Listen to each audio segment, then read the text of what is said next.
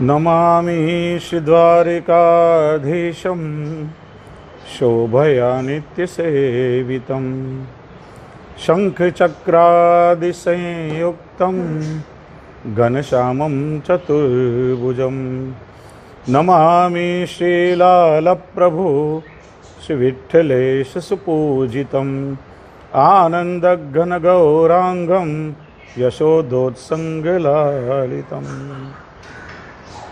आज के अक्षय तृतीया के उत्सव की पर्व की आप सभी को बहुत बहुत बधाई एवं शुभकामना।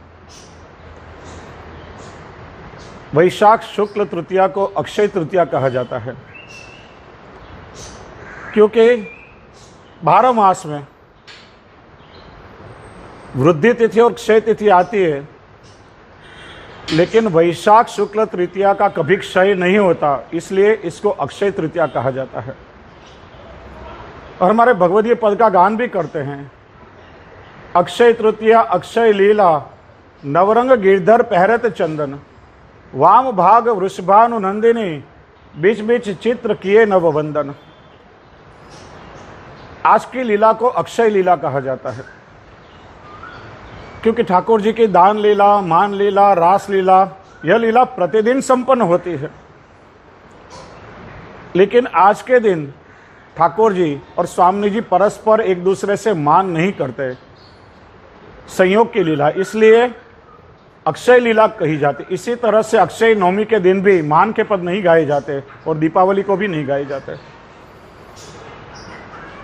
आज के दिन का विशेष महत्व यह है कि आज से त्रेता युग का प्रारंभ हुआ था और पुष्टि मार्ग के दृष्टिकोण से देखा जाए तो श्री गिरिराज जी पर श्रीनाथ जी के नंदालय का नवनिर्माण करने के लिए आज ही के दिन श्री महाप्रभु जी ने नींव खोद करके और मंदिर के निर्माण का शुभारंभ किया था। और 20 वर्ष पश्चात जब मंदिर के नवनिर्माण का कार्य संपन्न हुआ, तब आज ही के दिन श्री महाप्रभु जी ने गोवर्धन धर श्रीजी बाबा को नूतन नंदालय में पाठ बदलाए थे। दूसरा आज का महत्व यह है कि ठाकुर जी के 4 यूथ और चारों यूथों के 4 स्वामिनी हैं। मुख्य स्वामी जी हैं, उनसे प्रभु के प्रथम मिलन का दिन प्रबोधनी माना गया है। श्री चंद्रावली जी हैं, चंद्रावली जी से प्रभु के प्रथम मिलन का दिन द्वितीय पाठ माना गया है। तृतीय युद्ध कुमारिकाओं का है और उनके अधिपति, उनके स्वामिनी राधा सहचरी जी हैं, उनसे प्रभु का मिलन आज अक्षय तृतीया के दिन हुआ था। और चतुर्थ युद्ध के स्वामिनी श्री यमुना जी हैं, निर्गुण भक्तों के, उनसे प्रभु के प्रथम मिलन का दिन गंगा दशहरा माना गया है। तो इस तरह से आज के पर्व का महत्व है और आज से पूर्ण रूप से उष्णकाल का प्रारंभ होता है। इसलिए ठाकुर जी की उष्णकालीन सेवा का प्रारंभ भी आज से ही होता है और प्रभु को सभी प्रकार के शीत उपचार किए जाते हैं।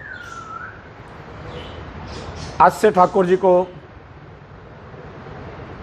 वस्त्र साथ पिछवाई सभी श्वेत आता है, हल्के रंग के प्रतिदिन आते हैं। ठाकुर जी के निज मंदिर, तिवारी आदि के टेरा पर्दा सभी श्वेत रंग के आ जाते हैं। आज से ठाकुर जी को मोती की जोड़ी आभरण में प्रारंभ होती है। नरसिंह जी जैसे बड़े उत्सव आते हैं तो हीरा मोती की जोड़ी ठाकुर जी धरते हैं। हिंडोला से ठाकुर जी को रत्न जटित जड़ाव सभी प्रकार के आभरण प्रारंभ होते हैं। केवल रथ यात्रा के दिन सभी प्रकार की मालाएं ठाकुर जी देते हैं। आज से ठाकुर जी के खंड पाठ पर छिप के और चंदन के गेंद छड़ी खिलौना आदि प्रारंभ होते हैं। आज से ठाकुर जी को राजभोग से उत्तापन तक मिट्टी के कुंजा करोड़ आदि आती है और शैया मंदिर में भी मथनी आदि धरी जाती है, जिस पर श्वेत वस्त्र चुन करके विविध रंगों के पुष्पों की पखुड़िया आदि से सुंदर कलात्मक उसे सजाया जाता है और प्रभु को अंगीकार होता है। आज से ठाकुर जी को प्रतिदिन आम का शीरा, अमरस, अमृता, फजीता, पणा, उत्थापन में भिगोई हुई मूंग की, चने की दाल आदि शीतल सामग्री प्रतिदिन आती है। आज से प्रतिदिन मंगला और शयन में ठाकुर जी आड़वन धारण करते हैं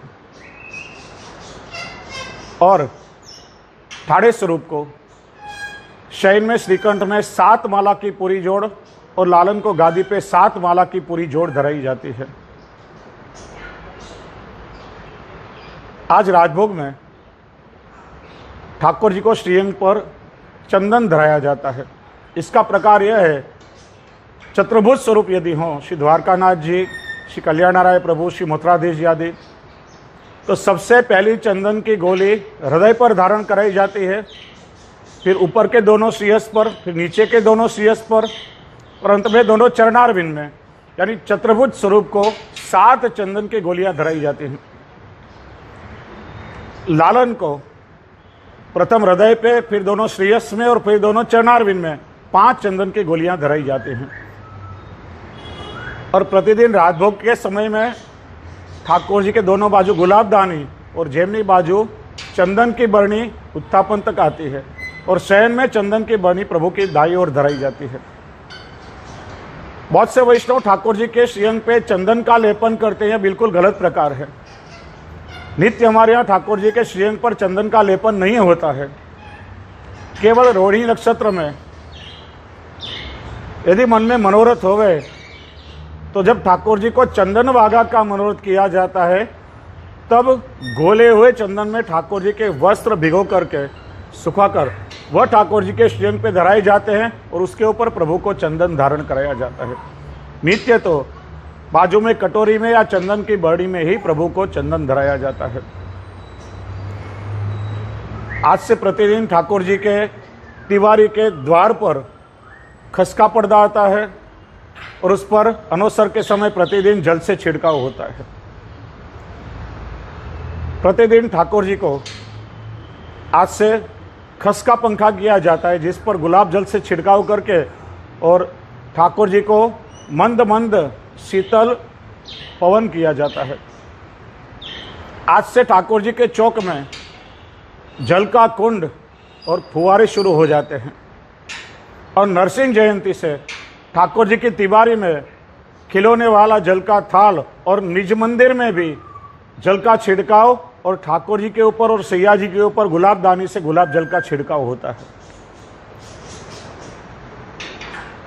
कल वैशाख शुक्ल द्वितीया से ठाकुर जी को लाल वस्त्र बंद हो जाते हैं और आज से ठाकुर जी को लाल वस्त्र नहीं धराया जाता। सीधे कसुम्बा छठ के दिन ठाकुर जी को लाल वस्त्र धराए जाते हैं और ठाकुर जी की माला जी में भी आज से लाल पुष्प बंद हो जाते हैं, क्योंकि उष्ण रंग है। इसलिए ज़्यादा से ज़्यादा श्वेत पुष्पों का उपयोग होता है और हल्के रंगों के पुष्प ठाकुर जी को माला में धारण कराए जाते हैं। और आज से ठाकुर जी को वस्त्र में सुनहरी रंग की किनारी भी बंद हो जाती है। तो इस तरह से उष्णकाल में प्रभु को शीतोपचार के द्वारा अधिक से अधिक प्रसन्नता हो, इस प्रकार से हम प्रभु की सेवा करते हैं। तो पुनः पुनः आपको आज अक्षय तृतीया के उत्सव की बधाई देते हुए और मैं वाणी से विराम लेता हूँ।